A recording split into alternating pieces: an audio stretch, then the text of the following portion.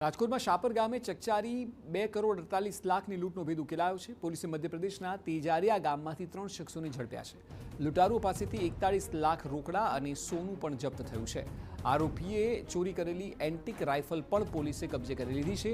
આરોપીઓના સગા અગાઉ વૃદ્ધને ત્યાં કામ કરતા હતા। વૃદ્ધની માહિતી લૂંટારુઓને તેના સગાએ જ આપી હોવાનો ખુલાસો થયો છે। મહત્વનું છે કે 8 દિવસ બાદ તેનો આ આખી ઘટનાનો ભેદ ઉકેલાયો છે। વૃદ્ધને લૂંટીને 2,48,00,000ની લૂંટ કરી હતી અને ત્યારબાદ મધ્યપ્રદેશના તેજારિયા ગામ ભાગી ગયા હતા। 3 શખ્સોને ઝડપાયા છે। તેમની પાસેથી 41 લાખ રોકડા રિકવર કરાયા છે અને સોનું પણ જપ્ત કરાયું છે। આરોપીએ ચોરી કરેલી એન્ટિક રાઇફલ પણ કબજે કરી લીધી છે।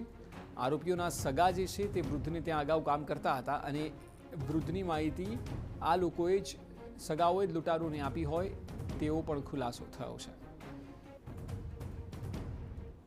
જે પકડવાના બાકી આરોપી છે એ કુલ 5 છે, જેમાં મુખ્ય જે આરોપી પકડવાના બાકી છે એનું નામ છે કમલસિંહ ઉર્ફે કમલસિંહ માવજીભાઈ સિંગાડા, જે ડાંબુઆ મધ્યપ્રદેશના છે, અને કરણસિંહ મડિયા એ પણ જાબુઆ મધ્યપ્રદેશના વતની છે।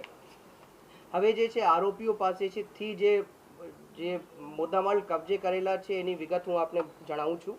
એ ધાડમાં જે મુદ્દામાલ જે રોકડ રકમ ગયેલી હતી એ રોકડ રકમ પૈકી જે છે 43,18,500 રૂપિયા જે છે આરોપી પાસે રિકવર કરવામાં આવેલા છે।